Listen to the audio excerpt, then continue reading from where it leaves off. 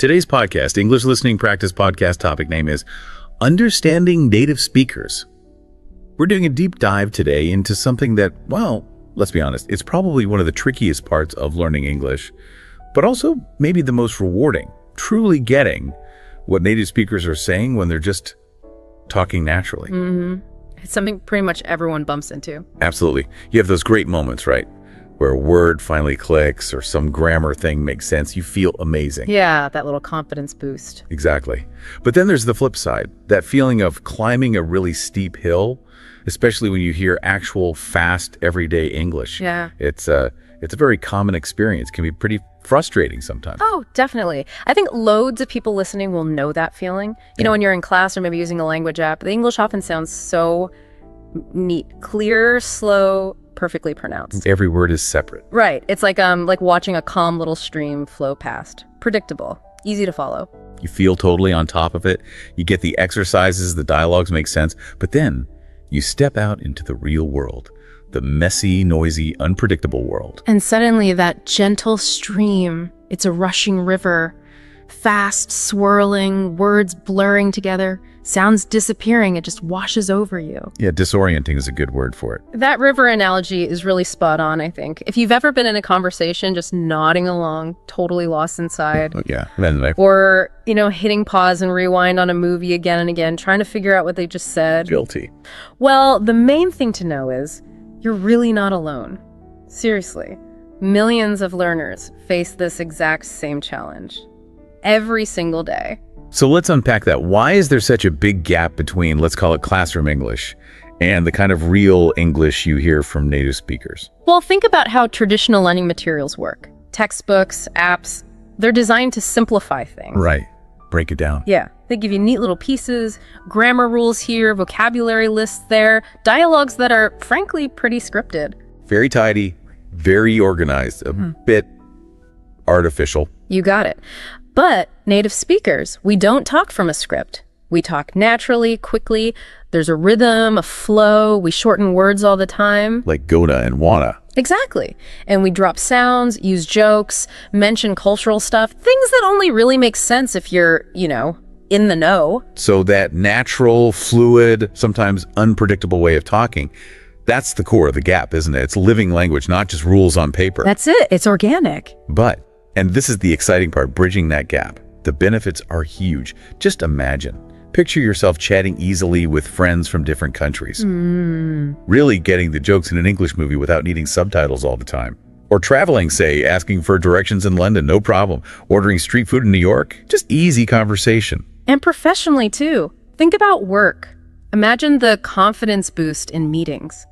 Not just hearing the words, but actually understanding the nuances, the subtle things in emails. Building better connections with colleagues because you're really understanding them. Definitely. It allows for much stronger relationships when you're communicating on that deeper level. It really is a game changer, isn't it? Whether you're learning English for fun, for travel, for your career, or just to connect with people better, it stops being this thing you study. And starts feeling like your language. Yeah. Part of you. Yeah.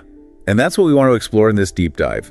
Our mission here is to really break down these common hurdles, understand why they're tricky. And then give you practical tips, things you can actually use right away, plus some fun activities to make practice less of a chore. And, super important, how to handle it when you don't understand. Because it happens. How to deal with that gracefully. Think of it as a step-by-step guide. Improvement is a process, remember. It's not instant. Every little step counts. Every small win is huge. Couldn't agree more. Okay, let's dive in then. Understanding native speakers, navigating the real English river. It's going to be quite the ride, but we'll guide you through it. Let's do it. Right. So the core difficulty. Why does it sometimes feel like native speakers are using a completely different language?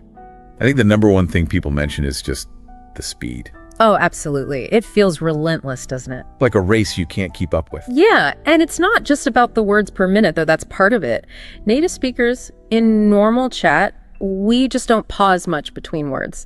Not like a teacher might, deliberately. It all just flows together. Exactly. Sentences are strung together pretty quickly. We're talking maybe 150, even 200 words a minute sometimes. It's just habit for us. We learned it that way. We don't think about pausing. But for learners, our brains are working so hard, trying to catch each sound, figure out the meaning, keep up. It's like trying to drink from a fire hose. That's a great way to put it. And if you miss just one word in that fast stream, The whole sentence can just fall apart. Poof. Gone. and it gets even harder in noisy places, right?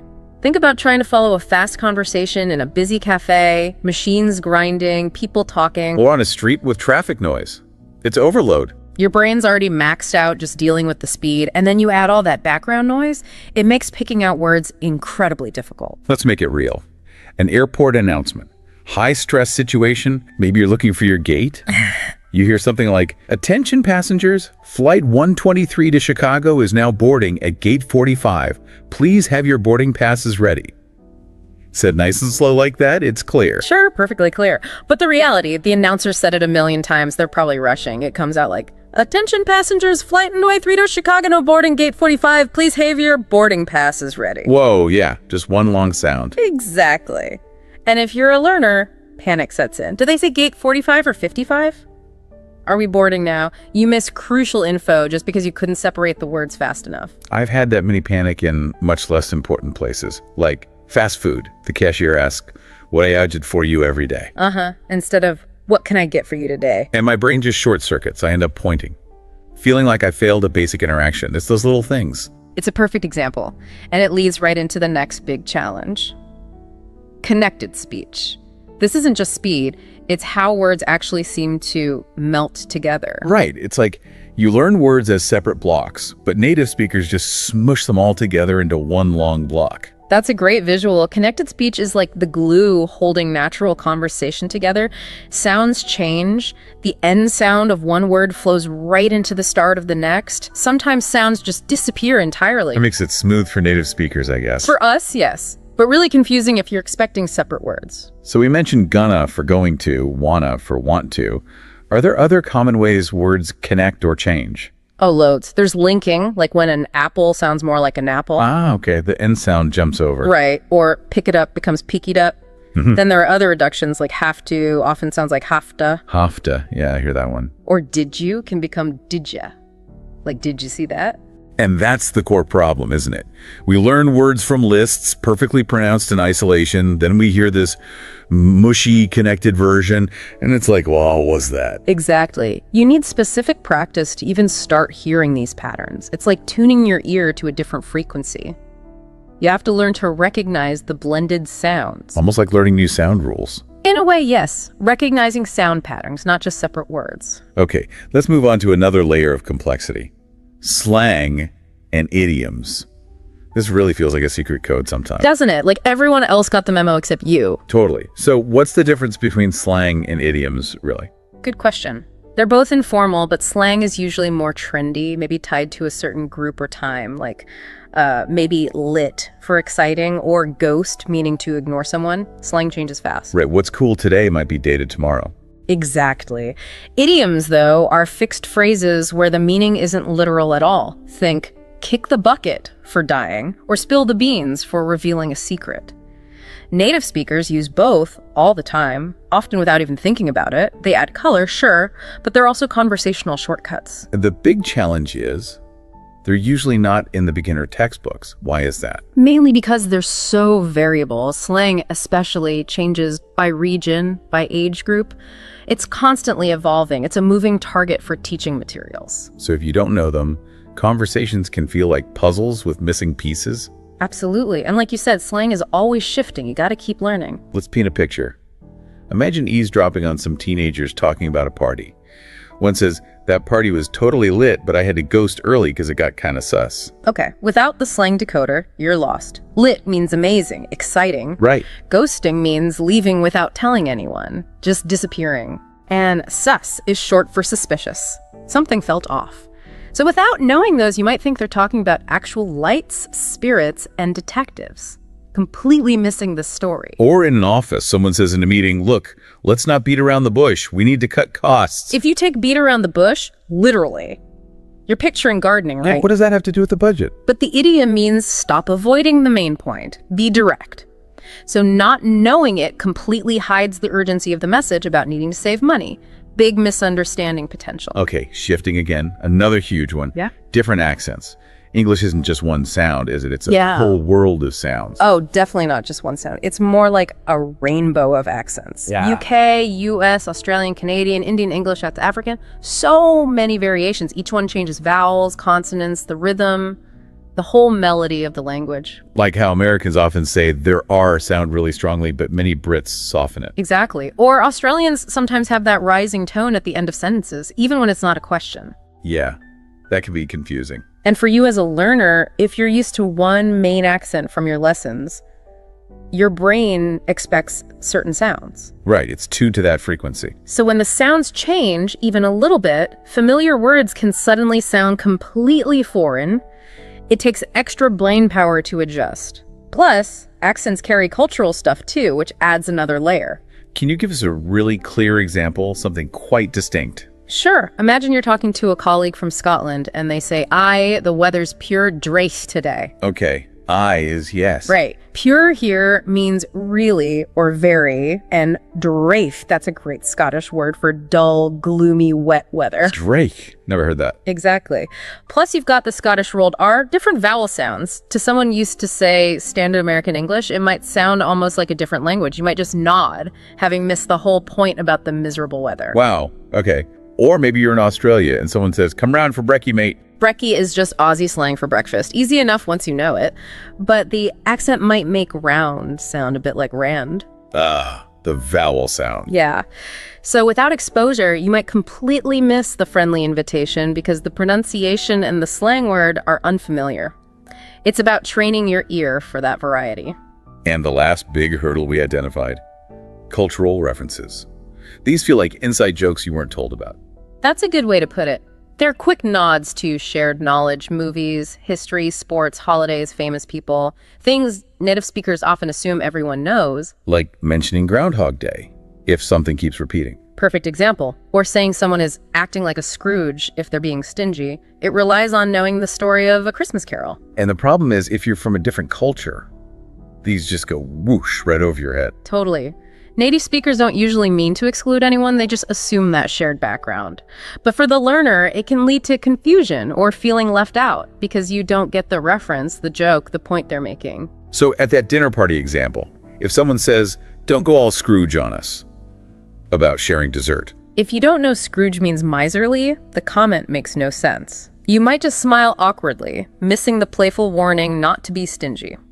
Or in a U.S. sports bar, someone yells, that was a home run, after a great play. It's baseball, sure, but it's also used all the time as an idiom for any big success, doing something really well. Hitting it out of the park. Exactly. So if you don't know that wider cultural use, you might think they're only talking baseball, missing the general excitement and meaning of, that was amazing. It's a cultural shortcut for triumph. Wow. Okay. Listing all these challenges, speed, connected speech, slang, accents, cultural bits, it can feel a bit overwhelming. It can seem like a lot, yeah. But just knowing why you're struggling, identifying these things, that's actually a huge step forward, right? It gives you some power back. Absolutely. Understanding the why is genuinely half the battle. And remember, native speakers learning other languages face very similar hurdles. Knowing what you're up against is the first step to tackling it. So now we know the challenges. Let's shift focus. Let's talk about the path forward for practical tips to actually strengthen those listening skills, how to navigate that river. Yes. Let's get into the how. And the mindset here is key. These challenges can become strengths. It takes consistent, hopefully enjoyable practice. Small steps really do add up. It's not about finding one magic solution overnight. Not at all. It's about building habits. So these tips are practical things you can weave into your routine. We'll explain why they work, give examples, and suggest little mini exercises you can try. Maybe just start with one or two that feel right for you. Okay, sounds good. First one, and this feels like the bedrock.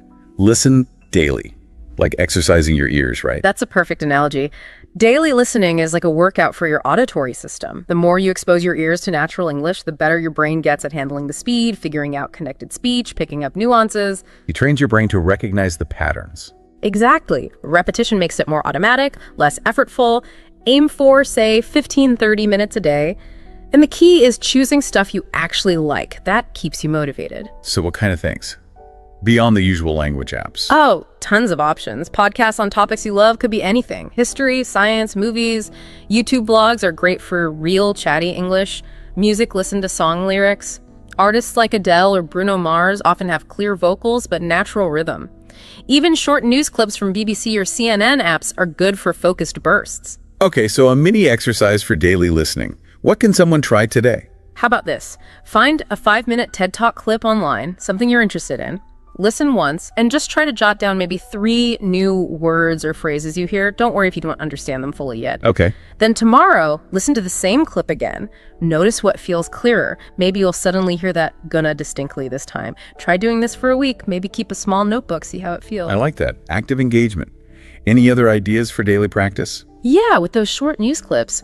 Try summarizing the main story in your own words afterwards. Say it out loud or write it down. It checks your comprehension and makes you produce language too. Okay, next tip. This one feels like a lifesaver sometimes. Use subtitles. It's like having a cheat sheet for your ears. They really are your best friend, especially early on.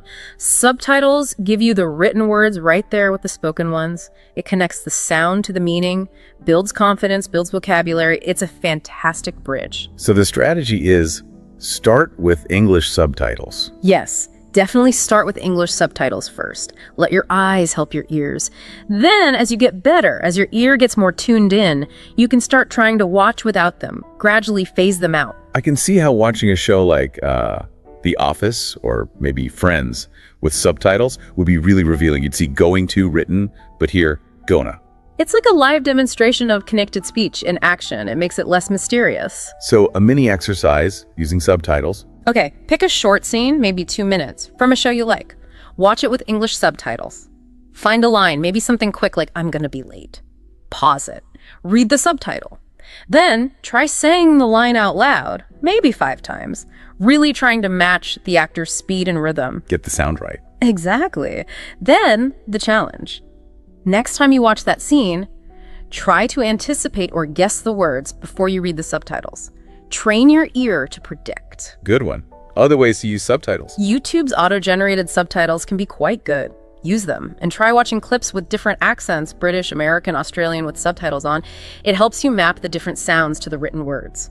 Even song lyric videos on YouTube are great subtitle practice. Okay, moving on. This is key for that melting words problem. Learn contractions. Those little shortened forms are everywhere. Absolutely essential. Understanding contractions is crucial for decoding connected speech and hearing those natural reductions clearly. Best way to tackle them, maybe 3 steps. Okay. 1, make a list of the common ones. It's don't, can't, won't, should've, would, couldn't. 2, practice saying them slowly first. Think about the full words. 3, then speed up, blend them, make them sound natural. So like, we are going to watch a movie becomes we're going to watch a movie. This spoken form is just different. That's a perfect example. Mini exercise. Pick 5 contractions, maybe can't, won't, should've. It's there. Pick a sentence using them. Like, it's too bad they're not coming. I can't believe I won't see them. I should have called earlier. Okay, that's a mouthful. It is. Practice saying it slowly, then faster, blending it. It's too bad they're not coming. I can't believe I won't see them. I should have been stilled earlier. Record yourself. Listen back. Does it sound natural? Good idea. Challenge part. Find 3 contractions in a song you like. Sing along. Really focus on how they sound in the music. And if someone wants to go deeper with contractions? Flashcards. Full form, we are on one side, contraction, we're on the other. Quiz yourself daily. Active recall really cements it. Nice. Okay, next up, focus on stress and intonation. This is about the music of English, right? Not just the word. Yes, vital, often overlooked. Stress is about which syllable in a word gets emphasis, like important, not important, and which words in a sentence get emphasis. Intonation is the rise and fall of your voice pitch.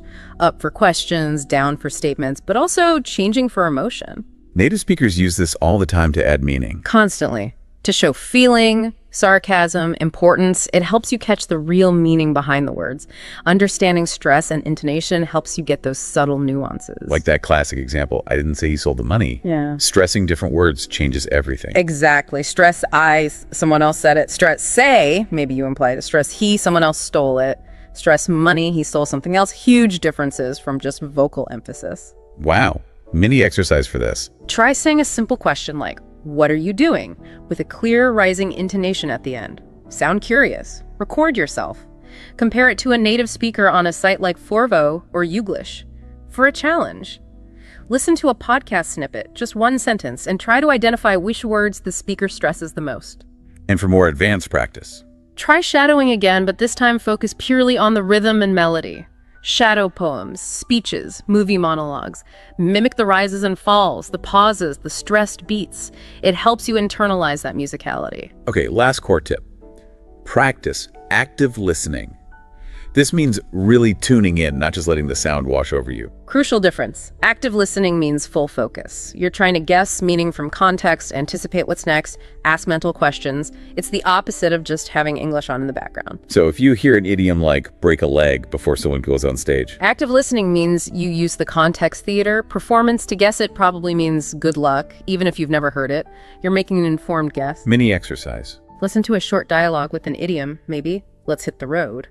Mentally ask. Okay, context is they're leaving. Does hit the road mean leave? Yes. Challenge. While watching anything, try to predict the speaker's next few words based on what they just said. Train your brain to anticipate. These tips create a really solid toolkit. Mixing and matching them seems key. Now let's make it fun.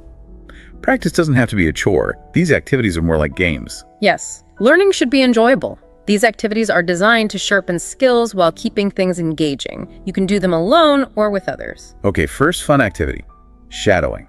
We touched on this, but let's dive deeper. Copying like a shadow. It's incredibly effective. You repeat immediately after a native speaker, mimicking everything. Speed, rhythm, intonation, accent. It trains your ears and your mouth at the same time. Boosts processing speed and pronunciation. So the steps. Pick a short audio clip sentence, phrase. Listen once or twice just to understand. Then play it again and speak along with the recording, like an echo. Try to match the sound exactly. Aim for maybe 10 minutes a day. Sample dialogue. Native speaker says, "Hey, what's the plan for tonight? Want to grab dinner?" You repeat it exactly, matching the casual tone. The question rise, the wanna grab blend. Practice challenge. Take a 30-second news clip, shadow it 3 times. Try to get closer to the original each time. Shadowing songs is also great for rhythm. Love it. Okay, next. Dictation. Writing down what you hear. This sounds intense. Good for accuracy, though. Definitely good for accuracy. It forces you to pay attention to every single sound. You write what you hear, then compare it to a transcript and find your mistakes. Very targeted practice. Steps for dictation. Choose a short audio piece. Listen maybe multiple times and write down exactly what you hear. Don't worry about perfection. First try. Then get the transcript and compare. Carefully check your errors. Why did you mishear that word? Was it connected speech? A new word? Sample sentence for dictation. Maybe. It's raining cats and dogs, so stay inside. Listen, write, check for practice. Dictate one sentence from a podcast. Specifically note any slang or tricky connected speech you missed. For more practice, try dictation with different accents on different days. British, American, Indian English builds adaptability. Good variety. Yeah. Next, pause and replay. This seems perfect for tackling those super fast bits. It's simple, but so powerful. You hit pause the moment you get confused, missed word, garbled phrase, sentence too fast. Then you replay just that little section again and again until it clicks. Great for breaking down speed and connected speech. How do you use it effectively? Watch or listen. Confusion hits. Pause immediately. Replay that tricky bit. Slow it down if you can. 0.75x speed. Listen multiple times. Once you think you've got it, say the phrase out loud yourself. It helps lock it in. Like if you hear, "That test was a piece of cake," and pause on the idiom. Exactly. Pause, replay a piece of cake, figure out it means easy, maybe look it up for practice. Use movie trailers, they're fast, varied voices, lots of dialogue. Replay the bits with tricky accents or fast talk. News reports with transcripts are also great for this. Okay, last fun activity. Role play conversations. Acting things out. This bridges listening and speaking. Hugely effective. Role-playing lets you practice real situations in a safe space, builds confidence and fluency because you're not just understanding, you're responding. How do you set it up? Choose a scenario. Ordering coffee, asking directions, small talk at a party, write a simple script or just outline the conversation points, then act it out with a friend, a tutor, or even just talking to yourself in the mirror. Really try to use natural language slang, contractions, idioms you've learned. So casual chat role play could be like, person A saw that new sci-fi movie, it was off the chain. Person B, no way, was it? I heard it was kind of meh. Person A, seriously, mind-blowing effects. Perfect, or something practical. Person A, shoot, sorry I'm late, traffic was insane. Person B, oh no worries, happens to the best of us, grab a seat. For practice, role play going shopping. Use lots of contractions like I'd like, it's don't. Or practice a job interview scenario focusing on understanding formal questions. These activities sound genuinely useful and fun. Rotating them seems like a good idea to keep things fresh. Definitely. They target different skills and keep the learning process dynamic. Okay, so we've got strategies, we've got practice activities, but let's be real. Misunderstandings will still happen. It's just part of the process. So let's talk about graceful communication, how to handle those moments politely. Yes, this is so important. And the first step is just accepting it's normal. It happens to everyone. Even native speakers sometimes misunderstand each other. Don't see it as failure. See it as a chance to clarify, a chance to learn. So what can you actually say in that moment when you're lost or miss something? Some polite phrases. Absolutely. Keep these in your back pocket. A simple, direct one. Sorry, I didn't quite catch that. Could you say it again? Okay, polite and clear. Another good one, especially if you want to gently remind them you're learning. Could you repeat that, please? I'm still learning. Or, if it's a specific word, what does the word mean in this context? Shows you're trying to understand. What if the problem is just sheer speed? You can politely ask, "Excuse me, could you speak a little slower, please?" Most people are happy to adjust. Or if you think you understood but aren't sure. "I'm not sure I followed. Did you mean your interpretation?" This gives them a chance to confirm or correct you. And the classic simple one. Just pardon, or sorry, I missed that last part. Always useful. Let's put them in action. You're at a cafe, the barista is listing specials super fast. You could lean in slightly, make eye contact, and say clearly, "Sorry, I didn't catch that. What are the sandwich options again?" Gets the info without making a fuss. Okay. Or chatting with friends. Someone uses slang you don't know, like, "That's cat." Don't just nod. Ask directly, maybe playfully. "Hang on, what does cat mean when you say that?" People usually like explaining slang. It shows you're interested. And the accent issue. If you're struggling with someone's pronunciation, Be polite and maybe complimentary. "Could you repeat that, please? Your accent is really interesting, but it's new for me and I'm still getting used to it." It acknowledges their way of speaking respectfully while still asking for clarity. using these phrases consistently, it changes the dynamic, doesn't it? Turns awkwardness into something positive. It really does. It shows you're engaged, you're trying. Native speakers become more patient, more helpful. Instead of a communication breakdown, you get a moment of connection, maybe even shared laughter. It becomes cooperative, not confrontational. Okay, wow. We have covered a lot of ground in this deep dive. We've looked at all those common challenges, the speed, the connected speech, the slang and idioms, those tricky accents, and the cultural references. We really unpacked the why. And then we armed you with a whole toolkit of practical tips. Listening every day, using subtitles smartly, mastering contractions, tuning into stress and intonation, and practicing active listening. Plus, those fun activities, shadowing, dictation, pause and replay, and role-playing to make practice engaging and effective. And crucially, we talked about how to handle those moments of misunderstanding with grace, using polite phrases to keep the conversation flowing and turn confusion into connection. It's a comprehensive approach, really. But the big takeaway, I think, is that understanding native speakers isn't like flipping a switch. It's a journey, a skill you build over time. Requires patience, persistence, and that consistent daily practice. Absolutely. It's like planting a seed. You water it a little every day, give it attention, and slowly it grows strong. You won't see massive changes overnight, but they are happening. So be kind to yourself in the process. If you miss something today, just acknowledge it, learn from it if you can, and know you'll catch more tomorrow. That listening journal idea is great for tracking progress. Yeah, noting down challenges, but also celebrating the wins. Hey, I understood that idiom today. Or, I followed that whole fast sentence. Those moments matter. Think about someone like Sarah from Brazil we mentioned, struggling with slang, but she kept practicing with shadowing and pause and replay. And eventually, she nailed those job interviews because she could truly connect. You listening right now, you can get there too. Everyone starts somewhere. The key is persistence. Keep at it, and those conversations will start to flow more easily. Movies will become pure entertainment, not hard work. Travel will feel seamless. Your work life can genuinely blossom with better communication. So here's a final thought to mull over. As you keep working on your listening, think about how truly understanding isn't just about decoding words. It's about connecting with people, understanding different perspectives, experiencing cultures more deeply. When you can really hear what someone is saying, the words and the meaning behind them, what new doors does that open for you in the world? A powerful thought. It goes beyond just language. You're doing great just by being on this journey. Keep practicing, celebrate every small victory, and try to enjoy the process. And hey, don't forget to like, share, and subscribe to this YouTube channel. Hello! Welcome to the Learn English Lab. Today's podcast, English Listening Practice Podcast topic name is Why Pronunciation Matters. Hi there. Yeah, it's a huge topic and one that, well, can feel a bit daunting for learners sometimes. Definitely, but we're going to make it accessible today. Think of this as your shortcut to getting a handle on a really key skill. We've got some surprising insights and honestly some really practical tips for you. That's the plan.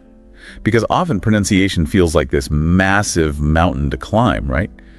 But our mission today is really to demystify it. Show you it's not about sounding exactly like someone else or losing your own voice. Exactly. It's much more about being clearly understood, effortlessly understood, ideally, and feeling genuinely confident when you open your mouth to speak English. Yeah, and we'll dig into how it works as this kind of vital bridge in communication, making sure your ideas, your thoughts get across clearly. Making them accessible. Totally. And, we do have a few pretty funny real-life stories lined up. Oh. Those moments where one tiny sound changes absolutely everything. It really drives the point home. It really does. So let's dive in and unpack this together. Okay, let's kick things off by really pinning down what we actually mean by pronunciation.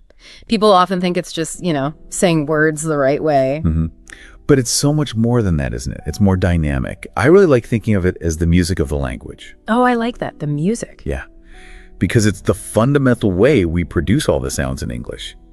Not just letters in isolation, but how you shape those sounds, those phones, the smallest sound units that actually change meaning. Like P versus B. Exactly. And then how you blend those sounds smoothly into words, and then crucially, how those words flow together in sentences, with rhythm, with melody. So it's definitely about clear sound production, getting those vowels and consonants right, but also the rhythm, the beat of speech, and those ups and downs in your voice, the intonation, like you said, the music. It's like a complex musical piece. Every note, every beat, every rise and fall has its place. It all carries meaning, carries emotion. And here's something really important, I think, especially for learners starting out. What's that?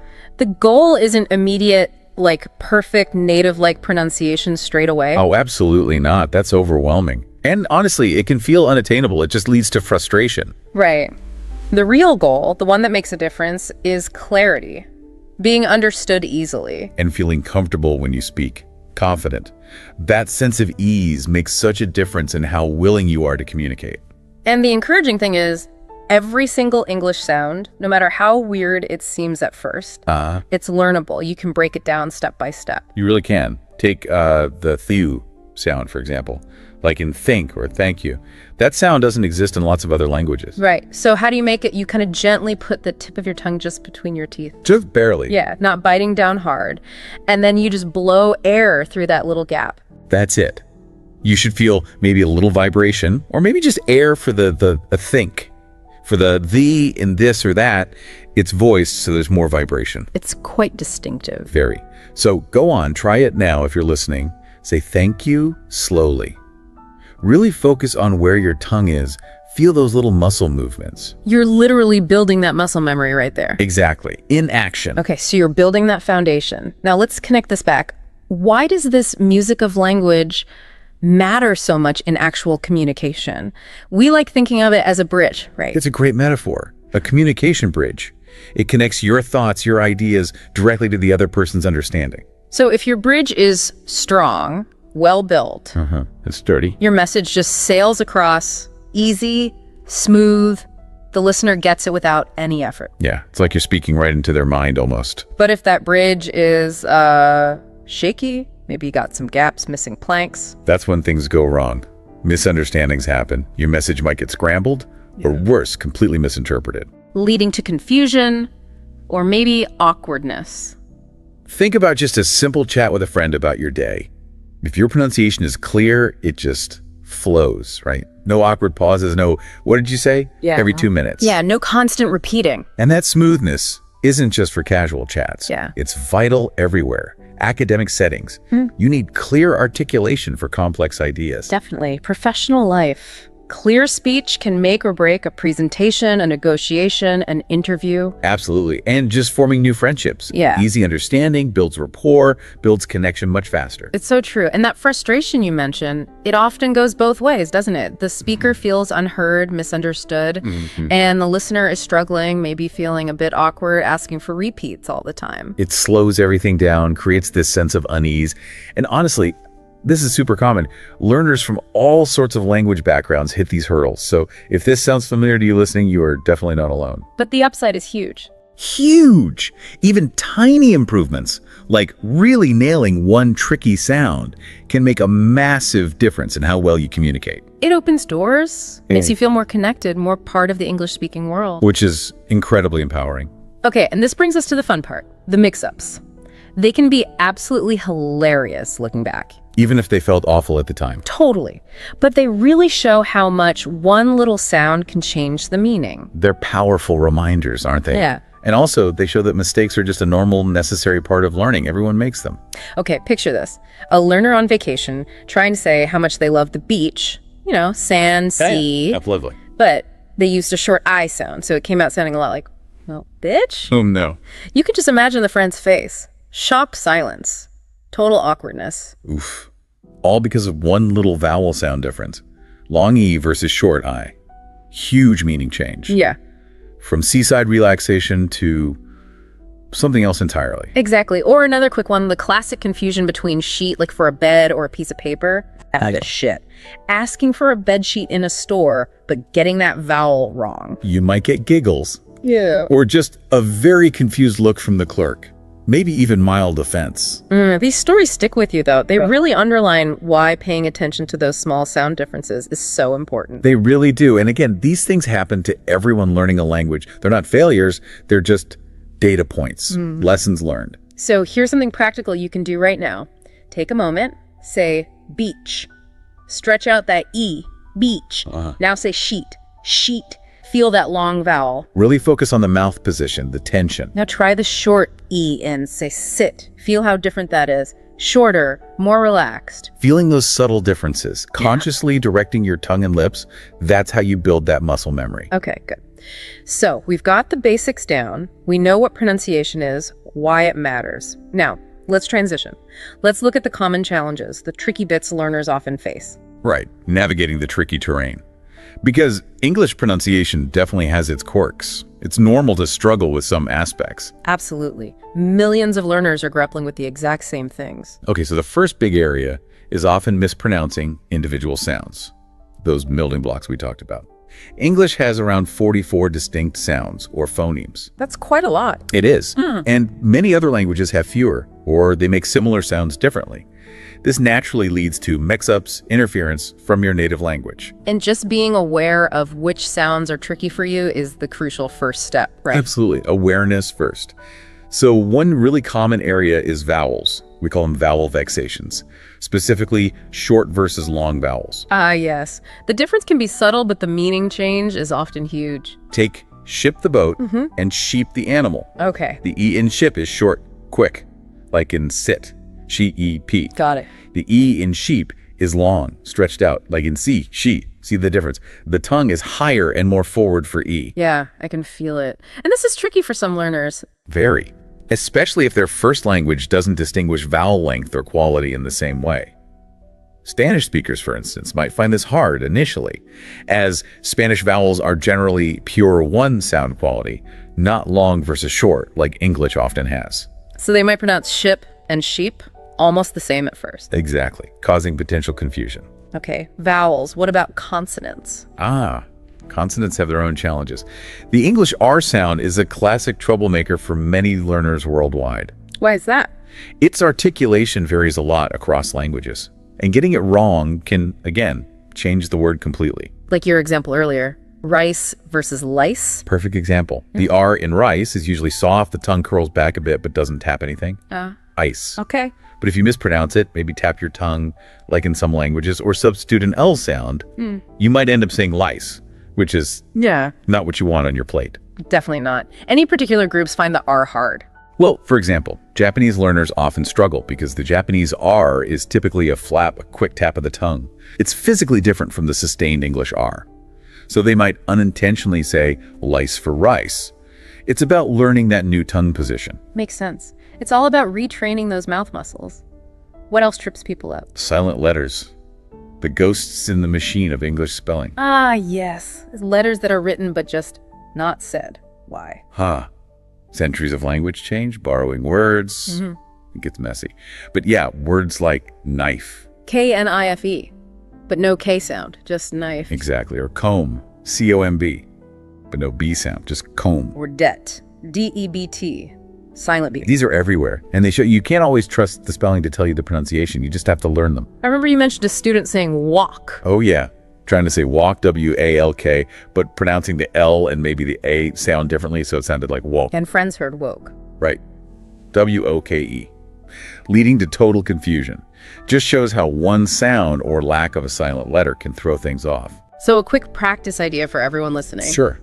Try listing maybe 5 words, have silent letters, like, hour, listen, island, psychology. Good ones. I know, say them out loud. Really focus on not saying the silent letter. No, hour, listen, get the feel for it. It builds that awareness. Okay, so individual sounds, silent letters. Okay. What's next? The beat, word stress, where you put the emphasis in a word with multiple syllables. Ah, like the rhythm in music. Exactly. And getting the stress wrong can change the meaning or just make the word sound really unnatural. Can you give an example? The classic is record, R-E-C-O-R-D. Okay. As a noun, like a vinyl record or setting a world record, the stress is on the first syllable, R-E chord. R-E chord. Got it. But as a verb, like to record this podcast, the stress shifts to the second syllable. Record. Record. Wow, yeah, totally different feel. Isn't it? Same spelling, different stress, different meaning, and different part of speech, noun versus verb. Messing up the stress here really causes confusion. And what about longer words, like photography? Good one. Multi-syllable mania. Where does the stress go in photography? On the T-O, photography. Bingo. Second syllable. Now, if you said photography or photography, sounds weird, unnatural. Totally. And this happens because English is a stress-timed language. Stressed syllables pop up at roughly regular intervals, and unstressed ones get squished. Unlike some languages that stress syllables more evenly. Right. Many languages are syllable-timed. This difference in rhythm is a major hurdle. So how can people practice this? Try pairs like present. As a gift, it's present. Present. As a verb, to show something, it's present. Present. Feel the shift. Or desert, the sandy place. Dessert versus dessert, the sweet treat. Desserts. Okay. A fun way to practice is clapping on the stressed syllable. Yay. Banana, clap on NA, clap you need her, clap on PU. It makes the rhythm physical. Good tip. Okay, sounds, stress. What else? Pace. Pace, yes. The speed of your speech matters a lot for clarity. Too fast or too slow can both be problems. Too fast and words just blur together, right? Exactly. Like your example, how are you becomes how ya. It's hard for listeners, especially non-native ones, to catch everything. It's part of natural connected speech, but overdoing it hinders comprehension. And too slow. Can sound hesitant, maybe unsure. It can make conversations drag a bit, even if you're just trying to be careful. I remember you telling me about someone in a job interview. Ah, yes. Spoke incredibly fast, trying to cram in all their knowledge, but the interviewer just couldn't keep up, missed half of it. The intention was good, but the execution backfired because of the speed. So the lesson is, slow down a bit, especially for important points. Definitely. Find a balance. Here's a practice idea. Take a sentence, time yourself saying it normally, then say it again, consciously slower, articulating more. Find a speed that feels clear, but still natural. Good plan. Okay, one more pitfall area. Intonation. The melody of your voice. The rise and fall. The music again. It is, and it carries so much meaning.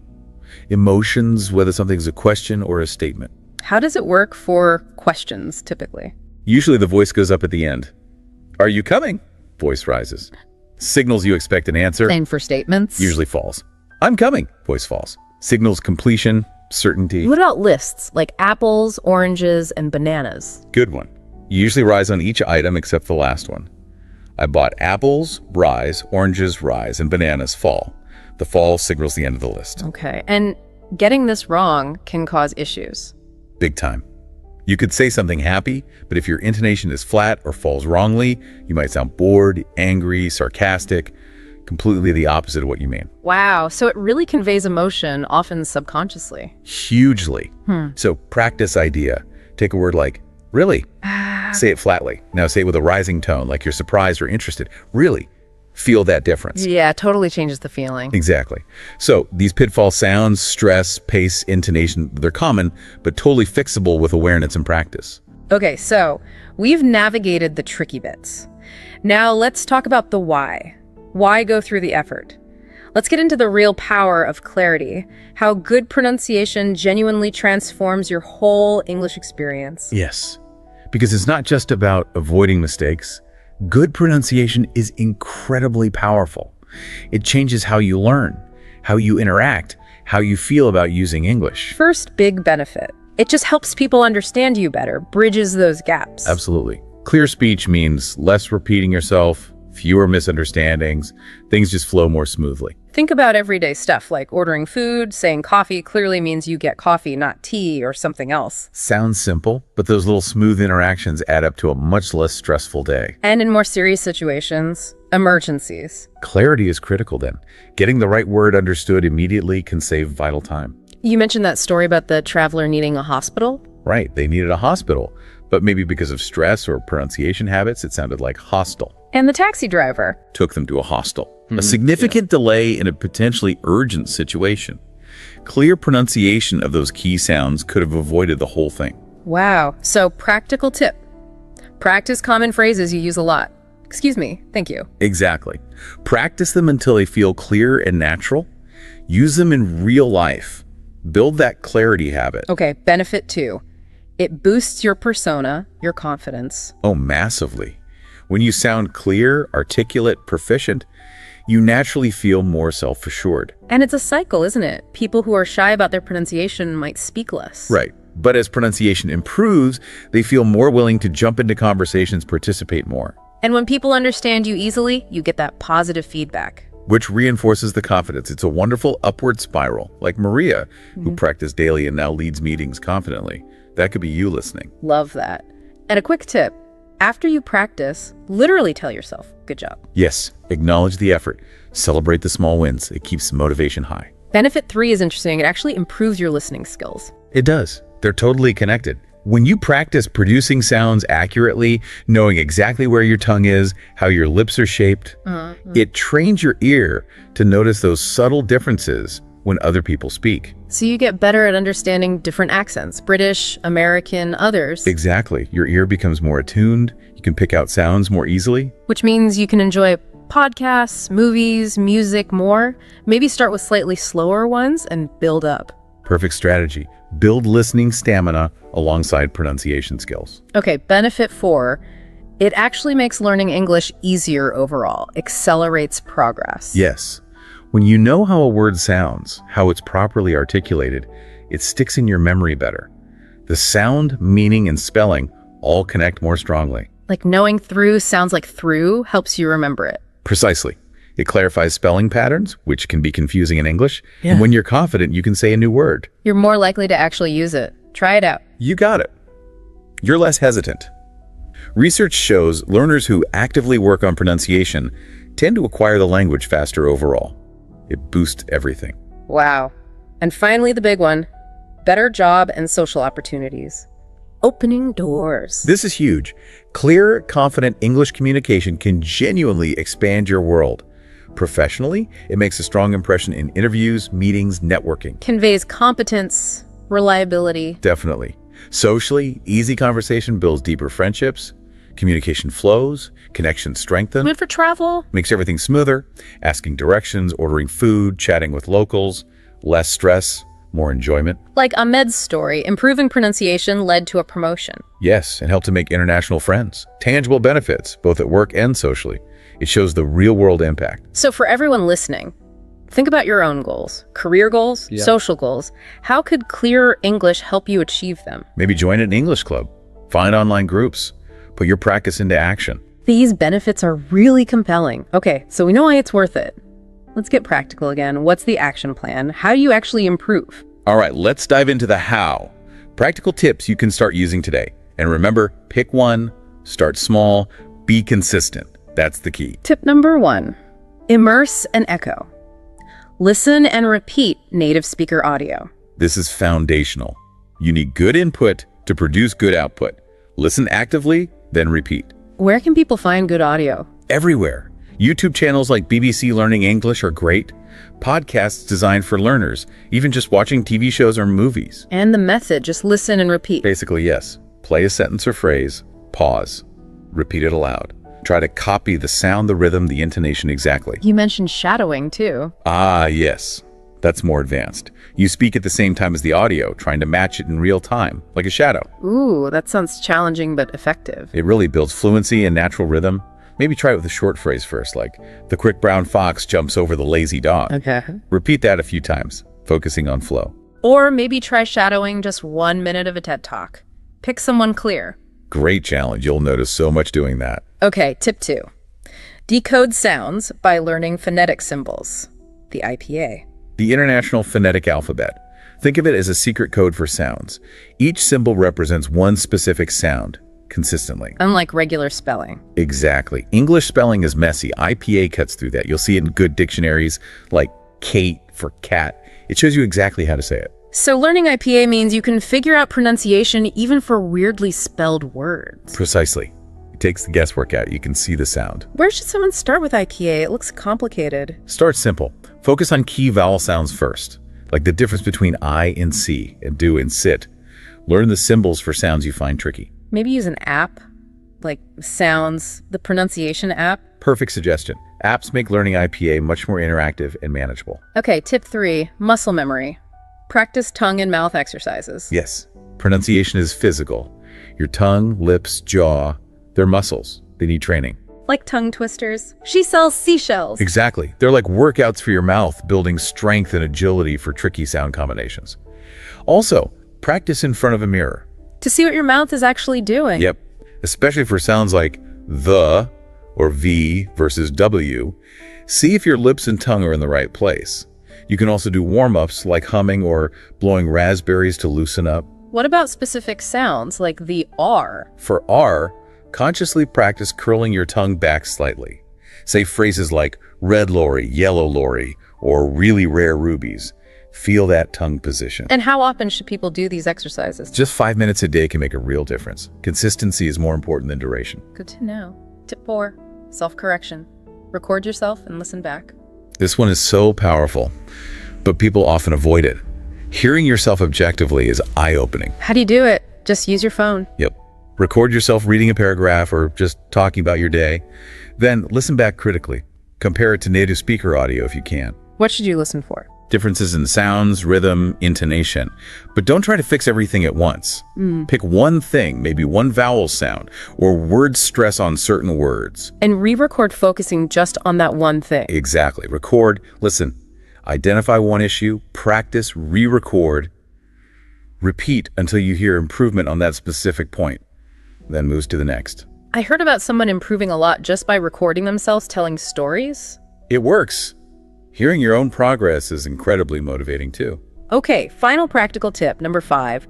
Use technology, online tools and apps for feedback. We live in an amazing time for this. There are apps like Say Speak that use AI to listen to you and score your pronunciation on specific sounds. Wow, instant feedback. Right. Or sites like Forvo, where you can hear almost any word pronounced by native speakers from different places. Good for hearing variations. And Youglish is brilliant. You type in a word, and it finds YouTube videos where native speakers use that word in context. You hear it naturally. Many of these have free versions too, right? Often, yes. You can get started easily. Maybe set yourself a goal, like reaching 80% accuracy on a tricky sound in an app. And use them consistently. 10 minutes a day. Perfect. Little and often. Technology can be a fantastic practice partner. Okay, that's a solid action plan. Lots of options there, but how do you keep it going? How do you make practice, well, not boring? The million-dollar question. Making practice a pleasure. Because if it feels like a chore, you won't stick with it. Totally. So, fun idea number 1, read aloud. Anything from kids' books to news articles. Reading aloud is fantastic for fluency, intonation, and just getting comfortable with the flow of English. Where to start? Maybe something simple. Definitely. Children's books are great. Dr. Seuss, for example.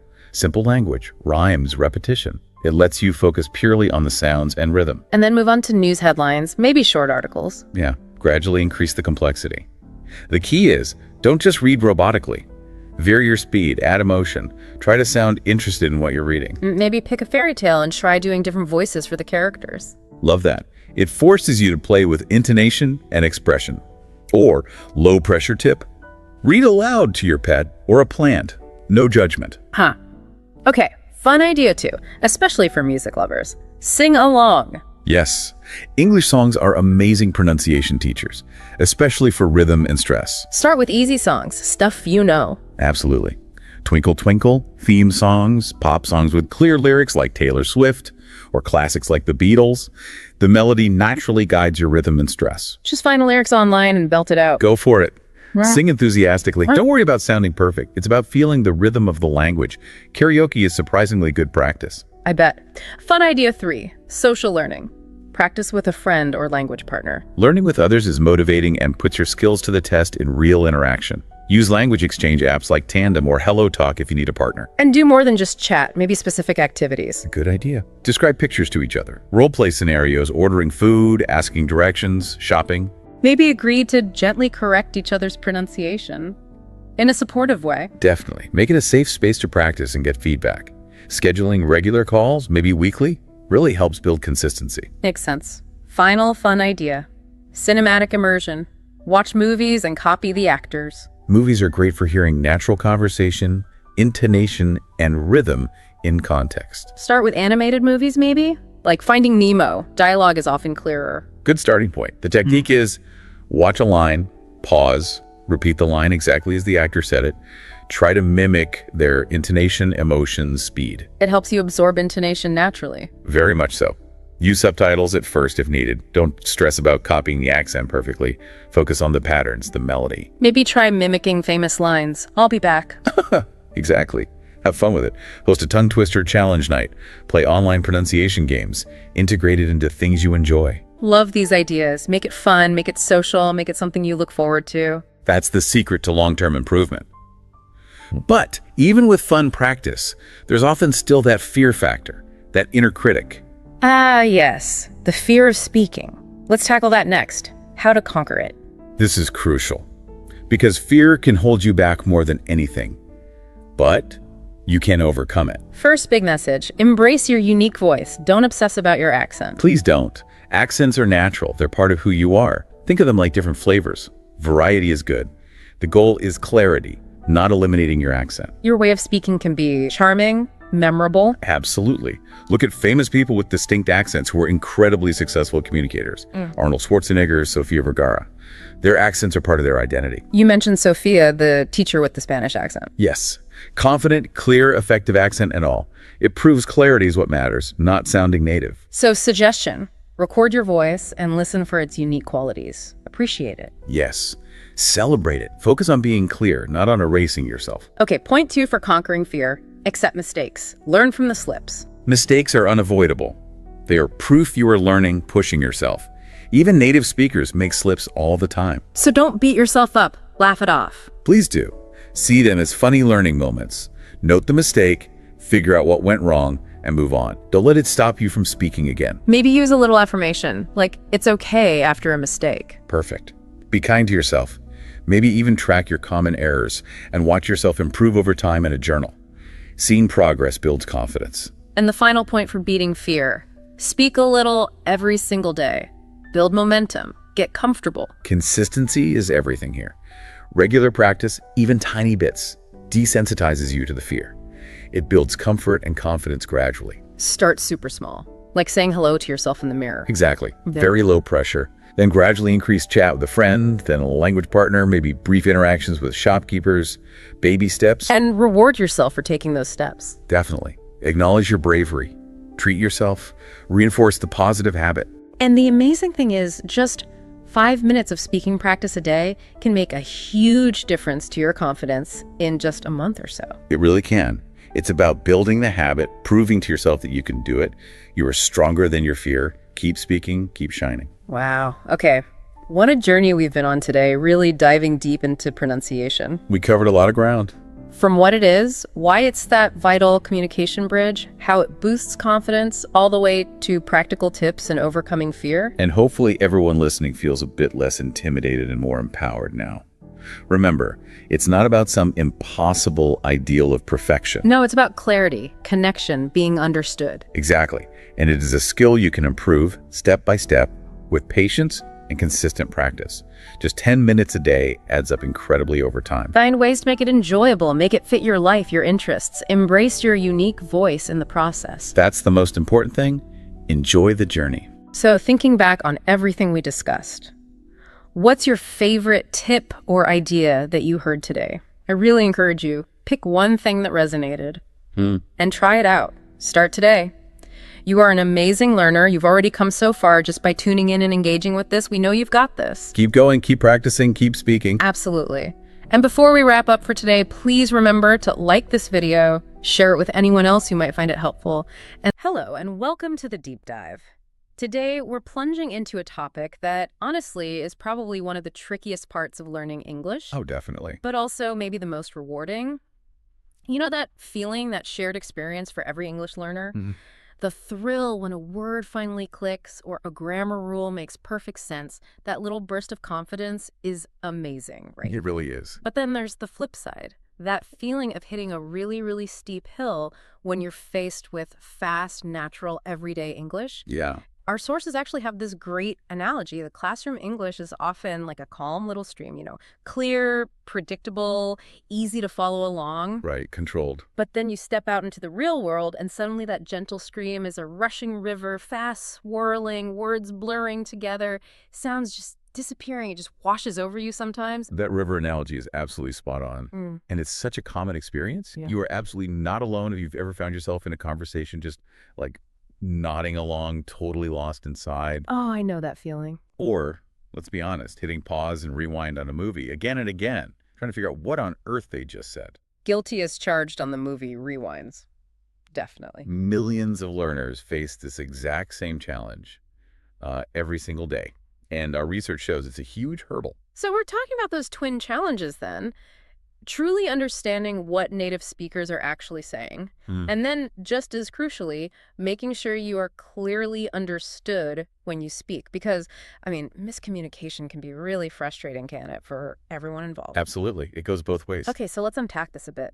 Why is there such a big gap between, let's call it classroom English, and the kind of real English you actually hear from native speakers? It feels like two different languages sometimes. It really can feel that way. Think about how traditional learning materials usually work, textbooks, maybe some apps. Right. They're designed to simplify things, break language down into these neat little pieces. Grammar rules here, vocab lists there. Very structured. Exactly. The dialogues are often very scripted, tidy almost. Well, artificial. But native speakers, we don't talk from a script. We use living language. Living language, I like that. Yeah, it's got natural rhythm. We shorten words all the time, like gonna and wanna. We drop sounds. We might throw in jokes or cultural references that only really make sense if you're kind of in the know. Right. That natural, fluid, sometimes, unpredictable way of talking that's the core of the gap our sources consistently highlight. That's it. It's living language, not just rules on a page. And that perfectly introduces our dual focus for this deep dive then. We're going to tackle both understanding native speakers and mastering pronunciation for absolute clarity. Good plan. Our mission today is to break down these common hurdles, understand why they're tricky, and then give you practical tips and hopefully some fun activities for both listening and speaking. And crucially, we'll also touch on how to handle it gracefully when you don't understand, because let's face it, it happens to everyone. Exactly. Think of it as a step-by-step guide. And remember, improvement is a process. It's not instant.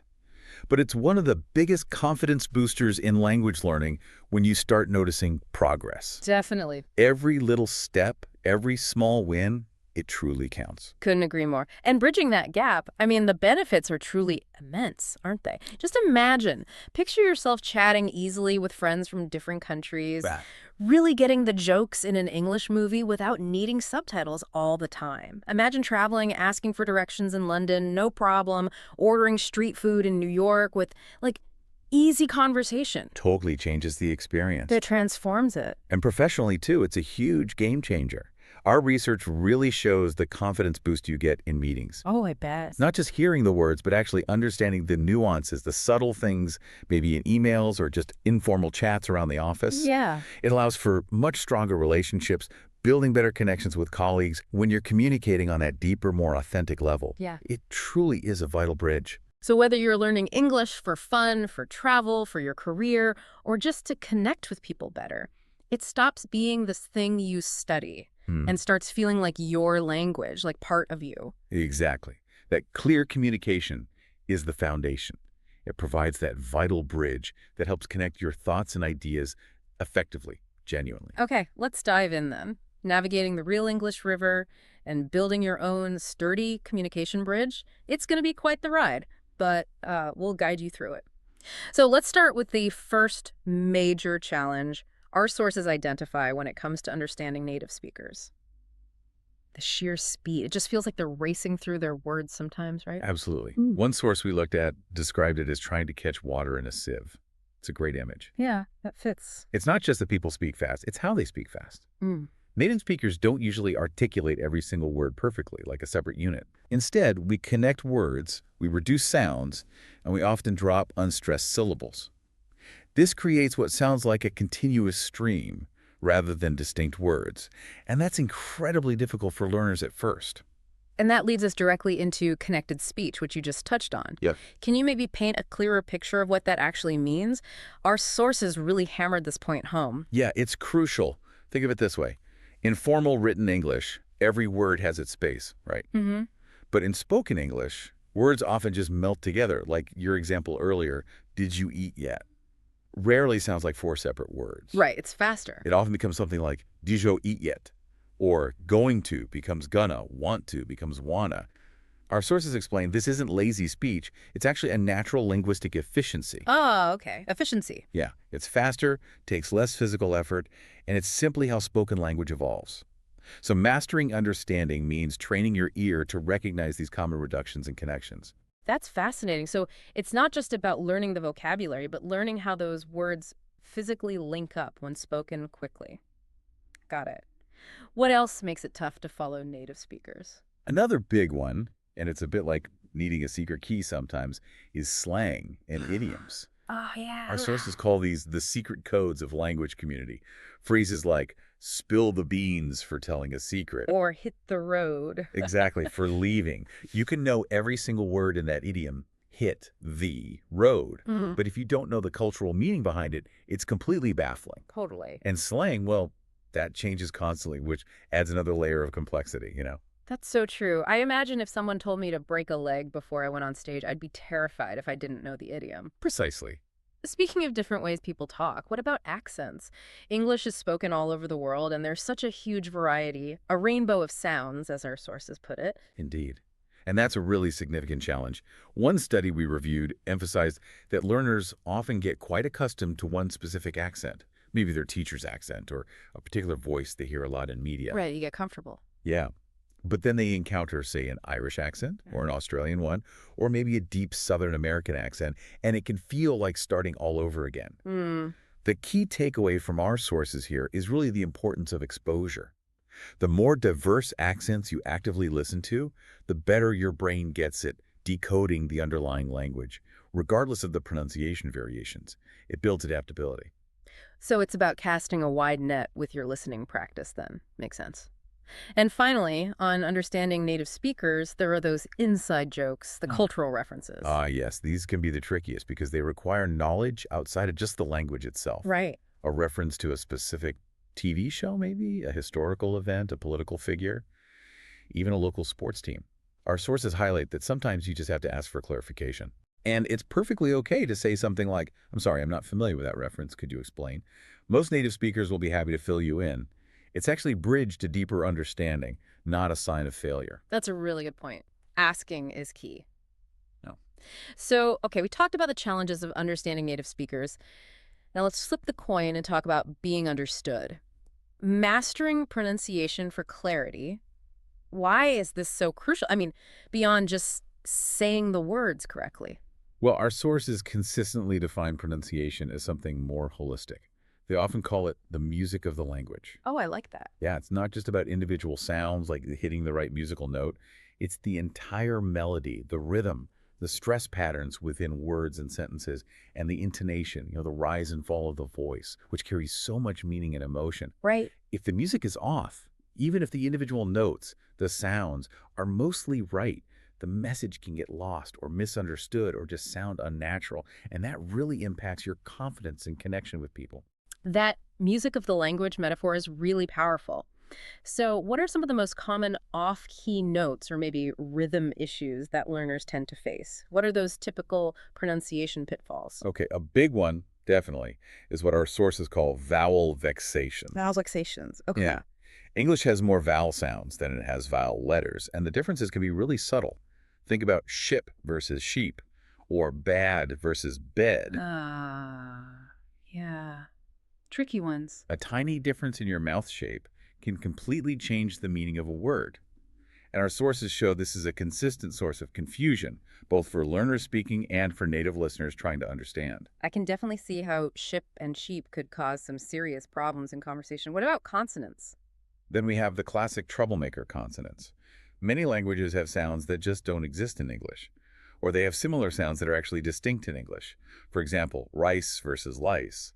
The R and L sounds are often confused. Very common. Or the V and W sounds, vest versus west. And of course, the TH sound, think, which is pretty unique to English and a few other languages. Getting these right really sharpens clarity. And then there are those sneaky little ghosts in the machine's silent letters. English spelling is notoriously tricky, isn't it? Oh, absolutely. Yeah. Why is there a K in knife or B in debt? Yeah. It drives learners crazy. I bet. Our sources remind us that English spelling and pronunciation have a very, let's say, complicated relationship. Learners often try to pronounce every single letter they see, which leads to words sounding very different from how native speakers actually say them. Learning common silent letter patterns, or sometimes just memorizing tricky words, is really key. Okay, so individual sounds, vowels, consonants, silent letters, those are important. But you also mentioned the beat of word stress. How does that affect clarity? This is huge, and our sources highlight it as a major factor in being understood easily. Word stress simply means which syllable in a multi-syllable word gets the emphasis. The classic example is record. If you stress the first syllable, re-accord, it's a noun, right? Like a music album or a document. Mm-hmm. But if you stress the second syllable, lord, it's a verb, like to document something, to record a video. Ah, okay. Same spelling, different stress, different meaning. Exactly. Misplacing that stress can change the meaning entirely, or at the very least, make the word hard for a listener to recognize quickly. That's a perfect example of how one small change can totally shift the message. And what about the overall flow, speech pace, and intonation? Right. Speech pace isn't just about raw speed, but the natural pauses and rhythm within sentences. Some learners speak very slowly and deliberately, which can make conversations feel a bit stilted or drag on. Or too fast sometimes. Or too quickly. Yeah, making them hard to follow. Finding a natural flow is more about rhythm and pausing than just pure velocity. And then there's intonation, the melody, the rise and fall of your voice. The music again. Exactly. It tells a listener if you're asking a question, making a statement, expressing excitement, or maybe doubt. Think about you're going versus you're going. Big difference. The words are identical, but the intonation changes everything. It conveys so much emotion and intent. Okay, so we've broken down the challenges pretty well, I think. Now, for the good stuff. What are the practical tips and maybe some fun activities our sources recommend for improving both listening and speaking? Let's start with listening. Right. Okay, for listening, the number one tip across the board is daily exposure. But, and this is key, it has to be active listening. Not just background noise. Exactly. Yeah. Don't just have English playing while you do something else. Engage with it. Our sources suggest finding content that's maybe slightly above your current level, so it challenges you but doesn't totally overwhelm you. Like what? Well, for example, if you love cooking, watch a cooking show in English. If you like sports, listen to sports commentary. Make it relevant to your interests. That makes sense. Keeps you motivated. And what about subtitles? Are they helpful or a hindrance? They can be both, actually. Our sources recommend a smart use of subtitles. Maybe start with English subtitles to help you connect sounds to words. Okay. But then gradually try to transition to watching without them. The ultimate goal isn't to read, it's to listen. They can become a crutch if you rely on them indefinitely. Right. Also, actively listen for those contractions and reductions we talked about earlier. Gonna, wanna, diju. Train your ear to actually recognize them as chunks, not just individual words you missed. So it's about being really deliberate and focused with your listening practice. Exactly. And also, focus on the stress and intonation. Don't just hear the words, try to hear the music. Which words are emphasized? Does the voice rise at the end of a question? Paying attention to this dramatically improves comprehension over time. And finally, practice active listening in real conversations. Ask clarifying questions. Don't just nod if you're lost. This helps you confirm your understanding, and it reinforces what you've heard correctly. Great tips for tuning the ear. Now let's talk about speaking. How do we actually get our mouths to make the right sounds and rhythms? Okay, a fantastic technique our sources really promote is called immerse and echo, or sometimes just shadowing. Shadowing, okay. Yeah. You listen to a short audio clip from a native speaker, maybe a line from a movie, a news report snippet, a podcast segment like this one, Right. and you immediately try to repeat it exactly as you heard it. Match the pronunciation, the rhythm, the intonation, everything as closely as you can. It really helps build muscle memory in your mouth, your tongue, your lips. That sounds challenging, but I can see how it would be really effective. What about those phonetic symbols you mentioned earlier? Are they worth learning? Ah, yes. Our sources do suggest using phonetic symbols, those special characters you sometimes see in dictionaries or language learning apps, the International Phonetic Alphabet or IPA. They give you a really precise visual map of how a sound is actually made, which is super helpful because English spelling, as we said, can be so inconsistent. For example, the A sound in cat and father look the same on paper, but are totally different sounds. Phonetics gives them distinct symbols. It's like a universal map for sounds across languages. That's a practical tool I think many learners probably overlook. Good tip. Anything else for building that muscle memory? Definitely. Yeah. Tongue twisters. They might seem silly, but they're excellent drills for specific sounds. Like she sells seashells. Exactly. Or specific sound drills. If you struggle with the TH sound, practice saying words like this, that, those, thank you over and over. It's like going to the gym, but for your mouth muscles. Okay, mouth gym. And critically, self-recording. This is huge. Record yourself speaking, reading something, doing a shadowing exercise, whatever. Then listen back. Maybe compare it to the original native speaker audio. Oh, that's brave. It can be a bit confronting at first, but you'll hear things, pronunciation, rhythm, hesitation, that you simply don't notice while you're speaking. It's such a powerful way to identify areas for improvement and track your progress. I can see that. And technology. Yeah, leverage technology. Many apps and websites now offer pronunciation feedback, sometimes using AI, identifying specific sounds or stress patterns you need to work on. They can be really helpful tools. Okay, so we have lots of practical tips there. But let's make this fun. What are some enjoyable activities that incorporate these principles? Make practice less of a chore. Our sources had a ton of great ideas for this. Beyond shadowing, which we just discussed, dictation can actually be surprisingly fun and effective. Dictation, like in school. Kind of, but more focused. Yeah. Listen to a short English audio clip, maybe a sentence or two, and write down exactly what you hear. Then check it against a transcript. It really trains your ear to catch every little nuance, every connected sound. Okay, I can see that. Another one is pause and replay. When you hit a difficult phrase in a movie or podcast, just rewind that specific phrase. Try to repeat it yourself, focusing on the tricky bit, then listen again. It's very targeted practice. I like that focused approach. What else? Role-playing conversations is great.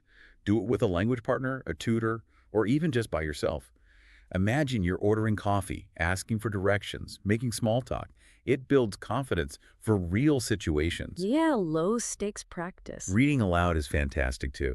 Anything from kids' books, which often have simpler sentences and clear pronunciation patterns, to news articles. It helps connect the written word to the spoken sound. Good idea. And singing along to your favorite English songs. This is brilliant for absorbing rhythm, stress, intonation, and connected speech in a really natural, enjoyable way. Plus, it's generally less pressure than speaking directly. I can definitely see how singing along would lower that performance anxiety some people feel. Absolutely. And don't forget social learning. Find conversation partners online or in person, join language exchange groups, even just try talking to yourself in English throughout the day. Narrate your life. Kind of. The more you use the language actively in any context, especially low-stakes ones, the more natural it becomes. And finally, cinematic immersion. Pick an English movie or TV show you really love. Watch it multiple times. First, maybe with subtitles in your own language, then English subtitles, then none at all. Try mimicking some of the actors' lines.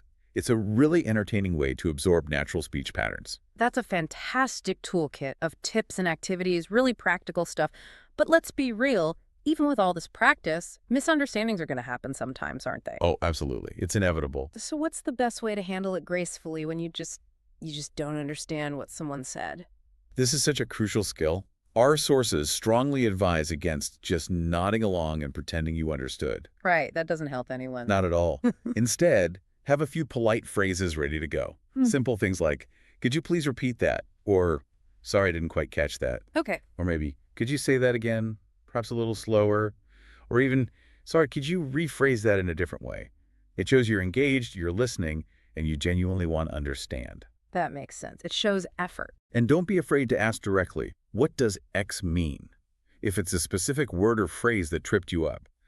Asking for clarification is a normal part of communication, even for native speakers sometimes. It's part of the learning process, and most people are really happy to help. That's important to remember, knowing how to ask for clarification without feeling awkward or embarrassed. Okay, and finally, the big one, conquering the fear factor. So many learners are simply afraid to speak, terrified of making mistakes. This is perhaps the single biggest barrier for many people, and our sources offer some really powerful insights here. First, and this is key, embrace your unique voice. The goal isn't necessarily to sound exactly like a native speaker from London or New York. The goal is to be clear and understood. Your accent is part of your identity, part of your story, and that's okay. More than okay, actually. That's a really important perspective. Clarity over mimicking. Exactly. Second, accept mistakes as a natural, unavoidable part of learning. Think about it. Every single native speaker made countless mistakes learning their own language as a child. Mistakes aren't failures. They're data. Data, how so? They tell you what you need to work on. They show you where the gaps are. They're opportunities for growth, not reasons to stop trying. That's such a liberating thought, reframing mistakes like that. It really is. And finally, perhaps most importantly, speak daily, even if it's just for 5 minutes. Speak to yourself in the shower, practice a phrase you learned, have a quick chat online if you can. Consistency. Consistency builds confidence, almost automatically. And confidence is the antidote to fear. Our sources found that the more learners actively put themselves out there, even in small ways, the faster their fear diminishes and the more natural and fluent their communication becomes. Wow. Okay, so reflecting on all this, it's incredibly clear that understanding native speakers and being clearly understood yourself, well, it isn't like flipping a switch, is it? Not at all. It's truly a journey. Yeah, full of these fascinating challenges, but also really rewarding breakthroughs along the way. It truly is. It's a skill. And like any complex skill, it's built step by step. You need patience.